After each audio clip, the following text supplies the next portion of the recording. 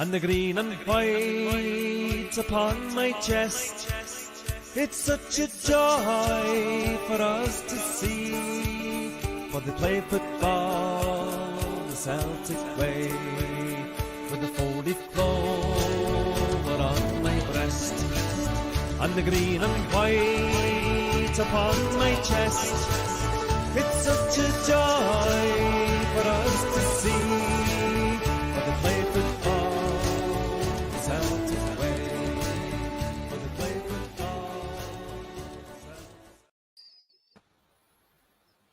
How you doing, mate? I'm fantastic. Andy, yourself? Aye, fantastic. Really happy with that result and performance as well. Aye, brilliant, mate. I'm just jigging away there at that wee intro, man. There's nothing like it, mate. It's tremendous, absolutely tremendous. So, ladies and gentlemen, welcome to the Four Leaf Clover podcast. We're truly overwhelmed by the start that we've had on this podcast.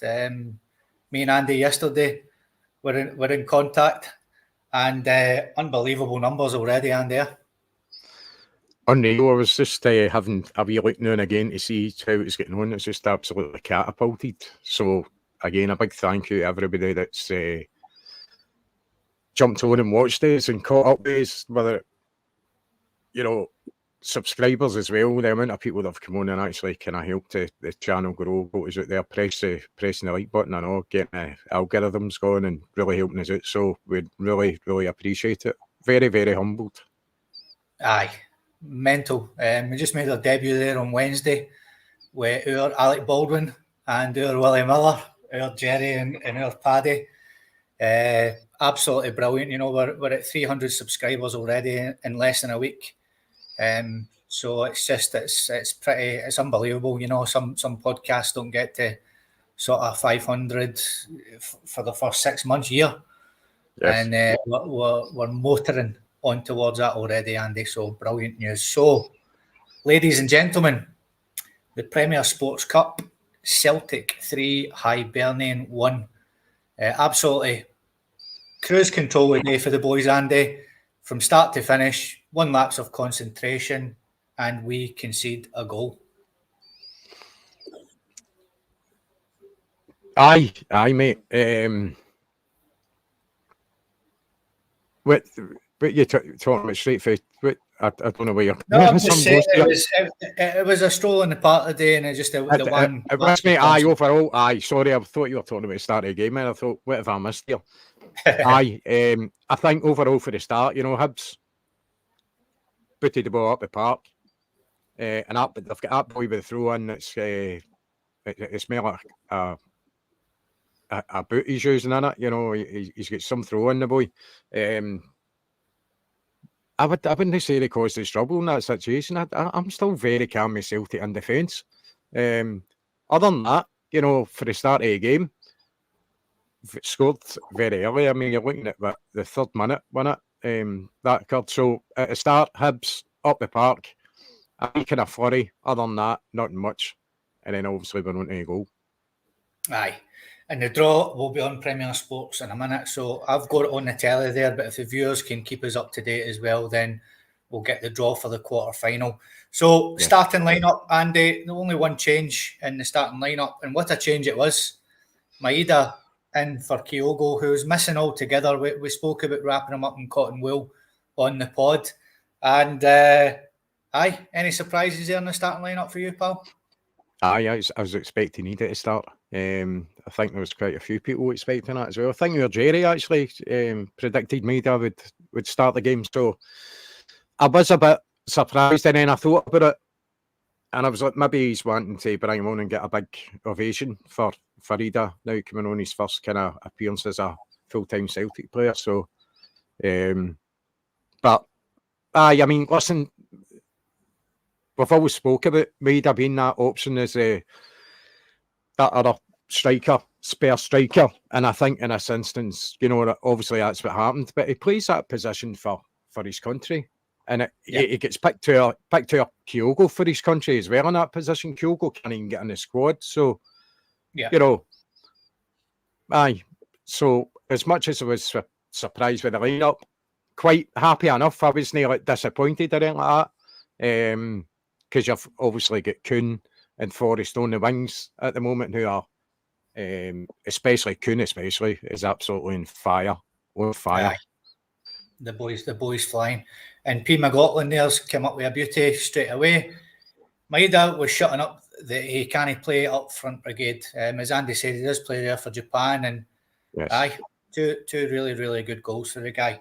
So the game started, mate, and an early booking for Hibs again. We spoke about it last week. I think they get 2 in the first 10 minutes it was last week. And straight away, Kuhn, the guy you mentioned, absolute flying machine. I thought he was somebody pressed fast forward on him or something. He was off and running. I think he skinned about 3 or 4 players, ran away from him, and cynically took out in the second minute. Yellow card for Hibs. It was, mate. And as early as it was in the game, I'm looking at that and I'm going, see that other defender isn't there when he's brought Kuhn down? He could have potentially been off the park before the game's even really started.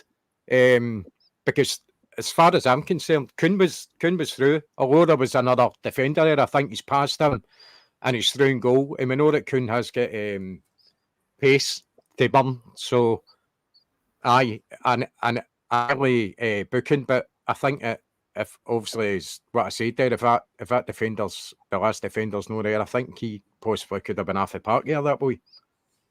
Aye, it was very, very cynical indeed.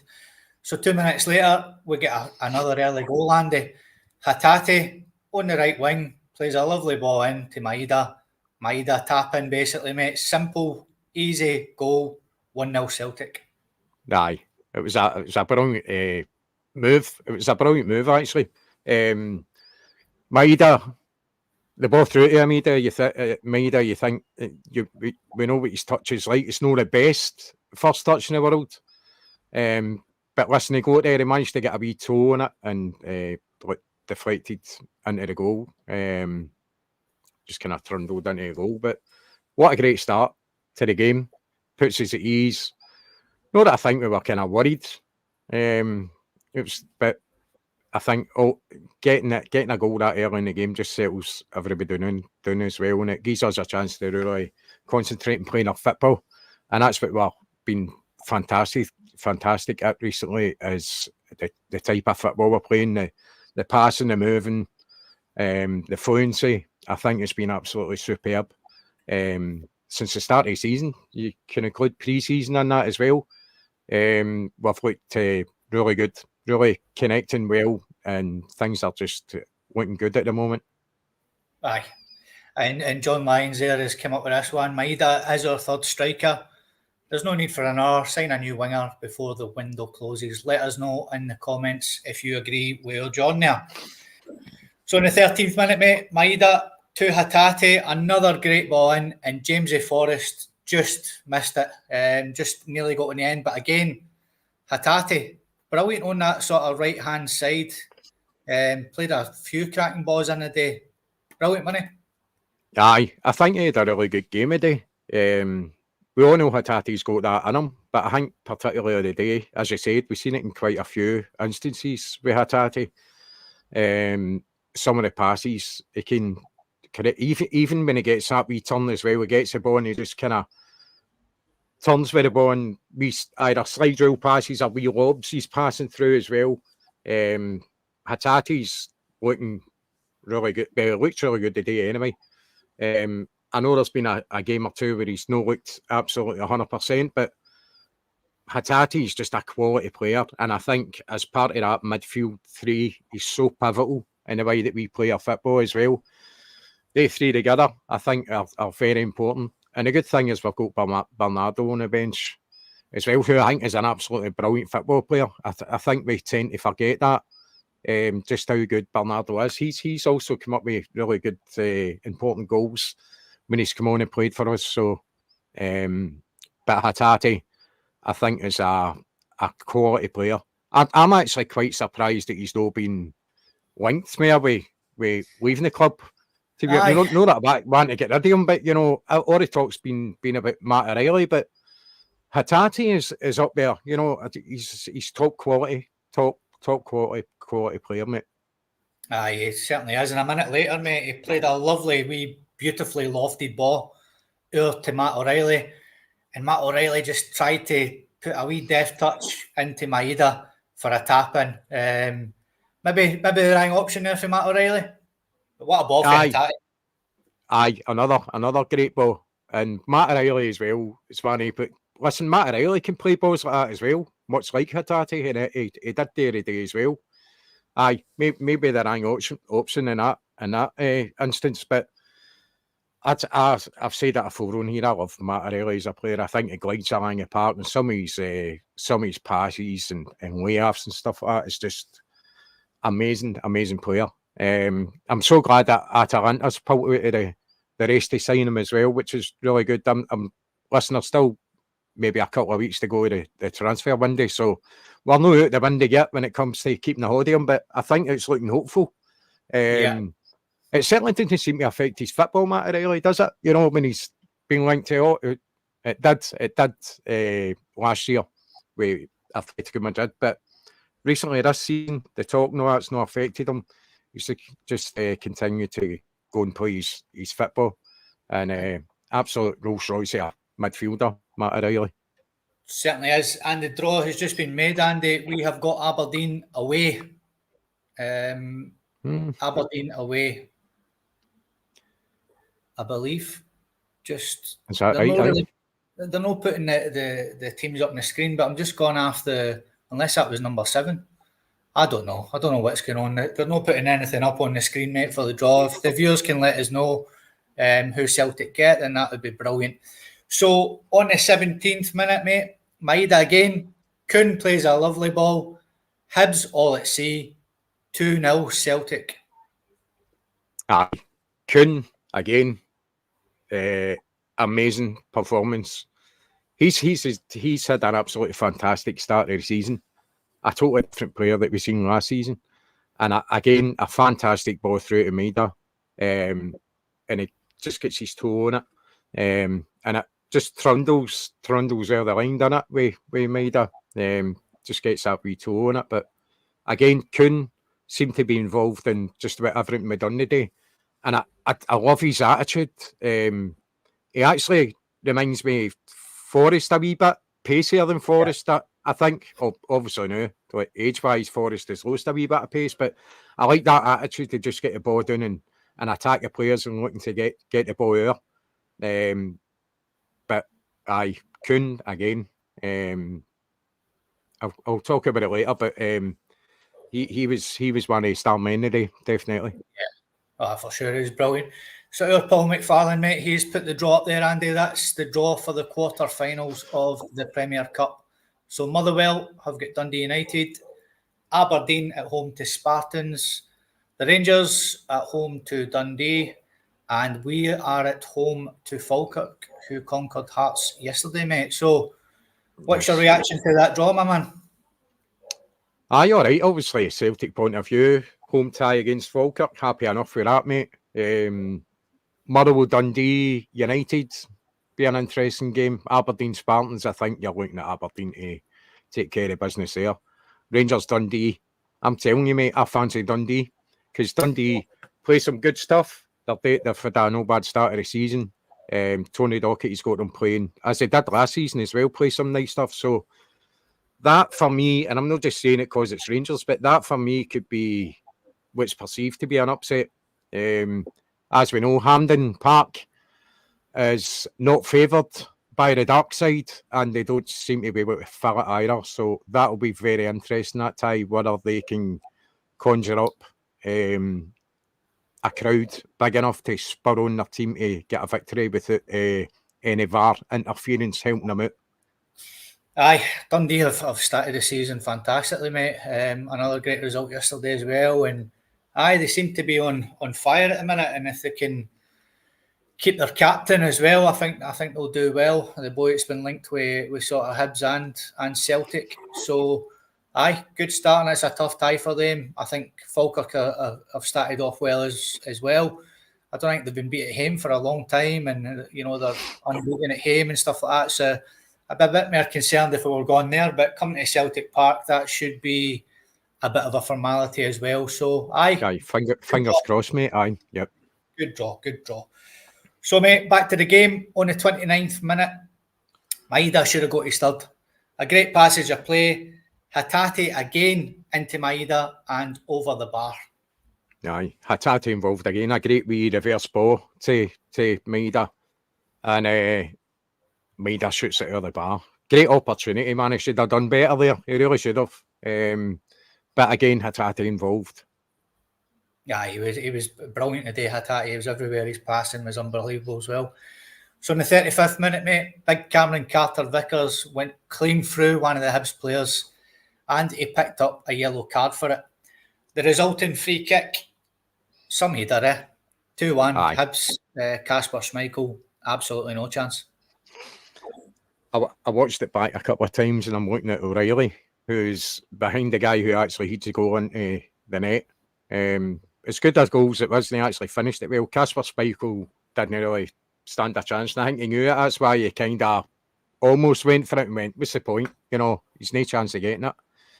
I think O'Reilly could have done slightly better in picking that guy up. He's stuck in between the two players. He's got one in front, one at the back. So I think he's in two minds of judging the flight of the ball, where it's actually going. Is it going to hit the guy in front or the guy behind? So I think that's how he's maybe in two minds of whether to try to attack the ball going to that player or worried that it's going to go in behind him. But again, a good finish, a good header. So I don't want to criticise too much, to be quite honest with you. Aye, I just think it's one of them. There's nothing you can do about it. What I would say about it is, though, is that was Hibs' only chance, really, and they got a goal for it. I think in European level, Champions League level, that's where you get punished. You know, just one chance, one goal. That's how brutal it is. So maybe that's how you wake up. Sorry, Scott, it's a set piece as well, which we're not known to be fantastic at defending. So, you know, ultimately there's no a huge surprise there that we've lost a goal, because I don't think we're the best at set pieces. Aye, I think last season we were all behind the couch when we got a corner against us and free kicks against us, because it was always how we seemed to concede on it. So, aye, again, maybe something we need to work on. Greg Taylor's obviously quite small in there and he gets targeted as well. So, aye, things that we need to work on for sure. So the last thing that happened in the first half, mate, was in the 39th minute. James A. Forrest got the ball in the left-hand corner and he started bolting into the box, took it round sort of like three players and he got clipped. The referee was quick enough to give a corner. I thought penalty kick as soon as he went down. It went to VAR, no penalty. What was your thoughts on that one? When I first seen it, I thought he'd done fantastic. He was wee run into the box as well. Same with James, he does. He gets by one and he's almost sandwiched with the two other players in it. And I'm the same. When I first seen it, I thought that's a penalty. So, as you said, goes straight for the corner and then VAR looks at it and decides that it is not a penalty. In my opinion, I think it was. I think he gets caught, and I think it's a foul. So that was disappointing. So listen, it's VAR. We know where they are. We're at. You know, I don't trust VAR. I don't trust referees. And I'm no trying to say any conspiracy things or anything like that. I just think they're no fit for purpose, and I don't think they're very good at doing what they're supposed to do, which is referee the game. And VAR for me at times it's simply no good enough, and I don't trust it. I hate when any decision goes to VAR, because you just know that where it's gone. You know, in general, and the majority of times it goes against you. But no, for me that was a penalty, in my opinion. Aye, I thought he got fouled as well, mate. Even watching it back on the replays and that, I definitely thought it was a penalty. But aye, we go with Brother Beaton in the VAR, and he decided it was a corner as well. So half-time, mate, Celtic 2, Hibs 1. What was your overall thoughts on that first half, Andy? Bossed it, mate. Absolutely bossed it. Delighted with the performance. I think we had like 64% possession or something like that. That's one of the ones I looked at. I think it may have actually been more than that, but I'm not 100% sure. It's just what I seen. The only thing was we had 2 shots on target and we scored 2 goals, you know, so I think we could have done better with that. We're getting the shots on target, but the amount of possession we had and near chances created. So I think we could have maybe improved on that to try and get us more goals. But delighted with the play, very crisp, intricate passing, great moves. And this season with Celtic, I think they've been a joy to watch so far, anyway. Yeah. And I can't, listen, you can nitpick at stuff and things like that, you know, but I'm very, very happy the way Celtic are playing, and certainly in that first half. Delighted with it, mate. Couldn't ask for anywhere. Aye, the quick passing and the pressing and stuff like that, and the movement as well. It's been a joy to watch ever since the pre-season started, and the pressing we'll get on to later on, Andy. So 51st minute, second half kicks off. Greg Taylor plays a lovely ball into Kuhn. It was good play out in that right wing, and Taylor picks it up, gives it to Kuhn. All the time in the world to set himself, and just wide, mate. Aye. Again, another chance off target, but Taylor, great ball through for him, wasn't it? Taylor spent a lot of the game inside the park today, that's what I noticed. I know he does that anyway, you know, and certainly done it under Ange as an inverted fullback, but I've seen it today especially that he spent a lot of time inside that park and on the kind of middle, just kind of outside the box. But a great ball. And listen, Taylor, we shouldn't be surprised with it because Taylor has got that in his locker, you know, playing passes like that. And I think as a forward player, he's quite handy.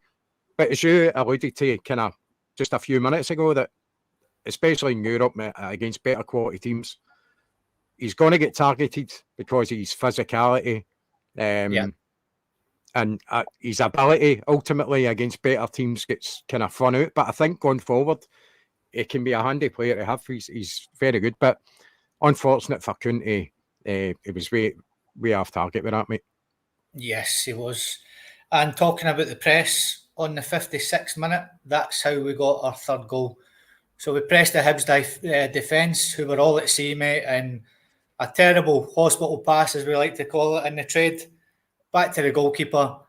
And what's the goalie doing, Tom? What's the goalie doing? Has a bit of a mare. Kuhn takes it half him. 3-1 Celtic. Exactly, the fullback, the right back's on the ball, and he's trying to actually get it out away from danger. And Maida's on him, what a flash. Maida's right on top of him. So the boys thinking back to just get back to the keeper, but very poor pass back. Keeper tries to get rid of it, and Kuhn's right on top of him straight away. And the ball ricochets, goes into the goal. So that's all down to basically putting players under pressure, making them make a mistake, which is exactly what's happened there, you know, and that's what you can get when you do put teams under pressure. You get your rewards, which was a goal. So delighted to get the goal. Do I feel sorry for Hibs? No, I don't, mate. I don't. We are simply doing our job, which is pressurise them. And something Celtic's very good at. Since Big Ange came in, we've had that mindset that's how the best way to defend at times is to attack and try and get the ball back straight away. And I think, especially under the start of this season, we very much get that. I don't want to keep comparing this to Ange teams, but we have got that look about us, that kind of harrying, determined to get the ball back as quick as possible. I think that was lacking a wee bit last season at times. But it's very good to see that back, and that's the rewards you get goals at it. So, very pleased with that. Maida's just a nightmare for any day. But now we've got Kuhn as well, who's probably just as fast, mate, if no faster. By the way, right. He looks faster. He's rapid. So, that's definitely going to be interesting as the season goes on, watching they two flying down the wings. It's good to see. So, Kuhn, the man we just spoke about again, broke away literally a minute after the goal. and he should have squared it to Forrest, mate, didn't he? He's just been a wee bit greedy there. Maybe he was still, the endorphins were maybe still gone inside his body, and he got a rush of blood, mate. He should have squared it to wee Forrest. Aye, should have. Aye. Right after that instance. I think it got kind of caught up in his feet a wee bit, the ball, but the wrong decision was made there. But again, Kuhn involved, as I said earlier, just about everything that happened today was coming after Kuhn. You know, it was just the way he attacks the players, trying to get the ball out. And he's quick, not just physically, but mentally, he's quick to react to stuff and things like that. He's a very good player. I've been absolutely delighted with Kuhn this season. And long may it continue, mate, because I think he could be very pivotal to how successful we're going to be this season as Kuhn, because so much traffic goes down that right wing when he's playing. Yeah. Him and AJ have definitely struck up a fantastic... That's what I was going to say, that, mate. I've definitely got a good partnership going into. Very good. Yeah. Aye, brilliant to see. I thought Palmer would have been the player this season, but he's no got going yet. But Kuhn for sure. Even seen it in pre-season against Man City. He's done that to teams like Man City. I certainly can't wait to see what he does in the Champions League. So in the 60th minute, mate, we made our first substitution. Jamesy Forrest get taken off, and you called it, mate. I think it was just mere for the maybe lack of game time, but what a reception Big Ida got when he came on it. It was probably a bit of both, to be honest, Scotty. Excuse me, lack of game time, but I think he also had that, and probably had that in his mind as well, that as long as Ida was doing the business, and he did, then Ida would stay on the bench to whatever time he thought was appropriate for him to come on. And I think overall, we don't expect a ovation like that for a guy we were absolutely desperate to get in the door. He was desperate to come back and play for us again. And I think it was really good to see him getting that reception. So really happy to see him back leading the line for Celtic. And it brings that kind of different aspect to your team as well. His physicality, he's holding the ball up and stuff like that. And he's pacey, I know. It's not as if he's a big cumbersome guy, you know. He's got a good bit of pace about him as well.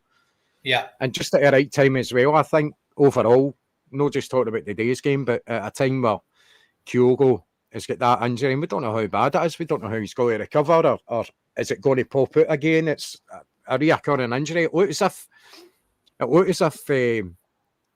Kyogo could be out for a while. If they're actually going to try and get this injury sorted long term, then he's going to need surgery, and I think he could be out for a wee bit. So I'm really glad to see him back in the door, mate. Aye, he done well when he came on as well, mate. So a couple of wee chances after that. Matt O'Reilly had one from the edge of the area. Good save after keeper. Yep. Then Matt O'Reilly played in Maeda. Probably should have got onto it better, but good defending. The defender got there before him. 72nd minute, Maeda then get taken off to a standing ovation for Young Yang. And then on the 74th minute, another great ball from Matt O'Reilly. Plays Ida in. I thought the big man should have done better, mate. I thought he was just being too casual. And I think he had the time to get onto it. And keeper came out, rushed it, and got there before him. I thought it was a great ball, but I think in his mind he's thinking, I'm close to the ball, but I don't think I'm going to reach it. And I think it put doubt in his head, and I don't think he wanted to clatter into the keeper. And I think that's how he didn't reach the ball. I think if he really tried, he might have got a toe on it or something. If he was going to do anything with the ball other than knock it off the keeper or knock it out or whatever, I don't know. But again, Matt O'Reilly with that ball, see, that's where we're spoiled. We've got Hatate that can play balls like that. We've got O'Reilly. And also, I think Calmac made a couple of wee kind of mistakes today, but I think overall he did a really good game as well. Calmac, you know, we've got him in the middle. I think midfield-wise, we've got a fantastic midfield. I don't think anybody gets near us in the midfield with any team in Scotland, mate. So what I'm looking forward to is how we play in Europe. I'm really looking forward to it, because it's really hard to judge when you're playing domestic football, because you're so much better than the teams you're playing here. I think when you get into the Champions League and you're playing better quality, you just see how good you are. So I actually can't wait for the Champions League games to come up. and it's the big guns I want. You know, I know we're looking at pathways to what's the best route for us to play. I want the big it, because I think Celtic Park's made for that. As a fan base, we're made for that, for the huge teams to come, that atmosphere. And I think we're playing really good football as well. I think we're set, but no set up for Champions League because the quality's not there. But I think football-wise, I think it's going to be very interesting to see how we go on against these better quality teams. So I'm looking forward to see that. Aye, hopefully we can keep Matt O'Reilly, mate, and see how those three get on, like you said. And a fully fit Maida and a fully fit Kuhn flying down the wings as well. It's a mouth-watering thing to look forward to, my good man. Yeah. So 81st minute, Hatate and Kuhn were then substituted, and Palma and Bernardo came on. And then at the 87th minute, Hibs all at sea again at the defence. Don't know what they were doing. And Palma, mate, he took a shot on when the whole goal opened up for him. He had all the time in the world, and he decided to take a shot. Again, maybe because he's not getting much game time, if he was maybe on for the start, maybe we would have seen that gap and went in, and it could have been an easier finish for the guy. I think Palma's got that, and I'm going for the glory shot, isn't he? He's done it quite a few times. Listen, sometimes it comes after him as well. It's not as if he doesn't know how to score for that distance. He does. He's done it before. But as you said, he had the time and the space to get a wee bit closer there and maybe get a better finish off. He's went for glory. He went for the glory finish, and it didn't quite work out. But as you said, maybe just a wee bit of kind of rust or something. But I think with Palma, he has got that in him. He has got that kind of rush to the heat, but he makes the wrong decision at times. He also does it when he takes a shot on. Maybe there's a better pass on as well. He tries to go for glory. So that's a downside to him. I would say that, you know, poor decision making at times. But listen, he had a shot and it didn't come off. It could have quite easily went in a goal if he actually connected properly with it. And we'd be saying, oh, what a fantastic finish, you know. So, but happy enough with Palma. I think obviously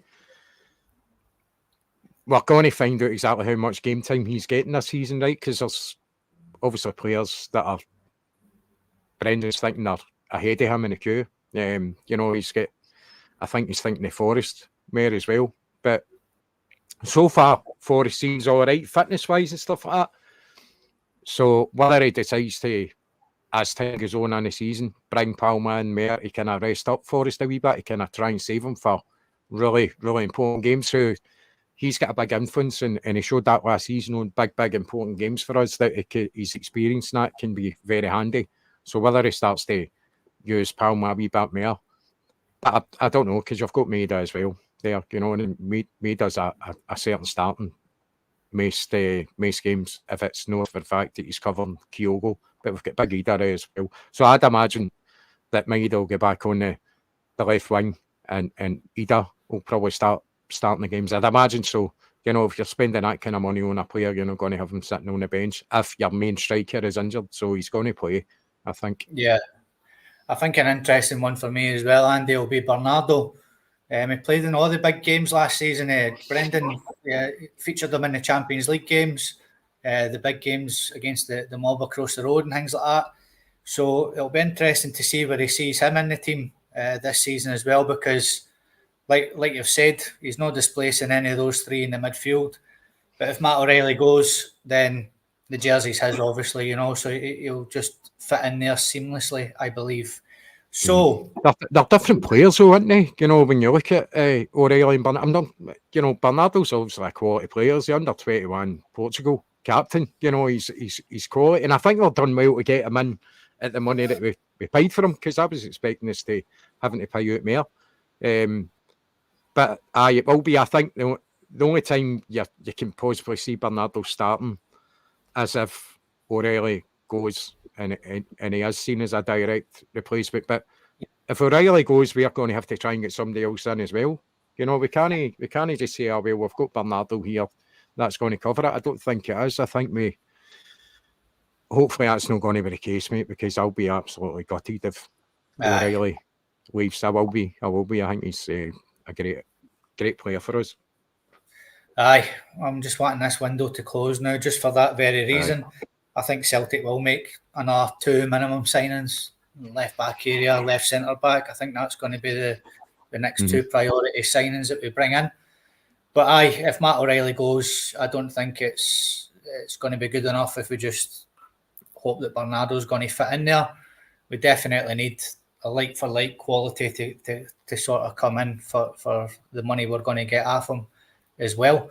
So it finishes, Andy, Celtic 3, Hibs 1. What was your overall thoughts on today's performance? Delighted, mate. Delighted. I know second half looked as if Hibs were coming back into it and things like that, and I was never worried. I was never worried because we've got far better quality than Hibs. Yeah. Maybe wee spurts of Hibs kind of pressure, but nothing to worry about. Delighted, Nick, through to the next round. I think Schmeichel might be a wee bit disappointed that he's lost a goal today, even though he couldn't do anything about it. He seems that kind of keeper that'll irk him, you know. So, but other than that, delighted. I think I went for 4-0 in Wednesday's pod as a prediction, so I was obviously nowhere near that. But what did you pick for the result? 4. Was it 4? I was 4 I think Jerry went 3, did he? Jerry go 3-0? Paddy and Jerry went 3-0, mate. Almost Paddy and Jerry getting it spot on there. But delighted, mate. I think happy with the performance overall. Nick through to the next round and we charge on. Definitely. And Paul McFarlane there's come out with a belter of a comment. The 4 Leaf Clover podcast has already added more quality in this transfer window. And we've got a few more things up our sleeve coming very soon, Paul. So look forward to that. So, Andy, the last thing that I need you to do is pick your 4 Leaf Clover podcast man of the match today. There was a few contenders for me. So it's not going to be as easy as the one that Michael Stewart picked on Premier Sports that I was watching. So take it away, mate. Who are you picking and why? I think Maeda had a good game. But in my opinion, I think Kuhn is my man of the match. I thought he had an absolutely fantastic game today. I think it'd be interesting to see his own personal stats for this game, because I think he was on the ball a lot of the game. He had a lot of touches. And so I'm going to go for Kuhn. I think he's top quality for us with a great performance. So Kuhn is... What about yourself? What about yours? What's your choice? I don't know, mate. I think Hatate was brilliant today. I thought Hatate was unbelievable. Matt O'Reilly as well. I would have given it to Hatate. I thought Hatate was absolutely brilliant today. His wee intricate passing, his the wee lofted ball over, his balls in. You know, I just thought Hatate was absolutely outstanding today. But it could have went to any one of 4, and I know Premier Sports gave it to Maeda. And fair dues, you know, he came in and he was brilliant. And Kingston Boy there saying Calmack was excellent today as well. The 3 in midfield for me really bossed it, and it could have been one of sort of 5 players.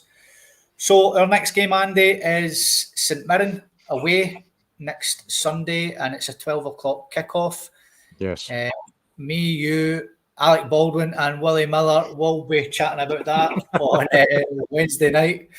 I think our Jerry has had about 20 different lookalikes in the chat and in the comments. But I think he's quite happy with the Alec Baldwin one. That was a belter, and he's certainly the double our Alec Baldwin. So join me, myself, Andy and Paddy and Jerry on Wednesday night, 7 o'clock UK time, because we are an international podcast. Again, just for all the guys, we want to thank you for your sort of numbers that you've been bringing towards the channel, which is unbelievable, really. So we just ask you to like, share and subscribe. Tell your pals. And this is a podcast by the fans, for the fans. So join us on Wednesday night, and thank you very much for your contribution today, ladies and gentlemen, and we will see you on Wednesday night. Cheers.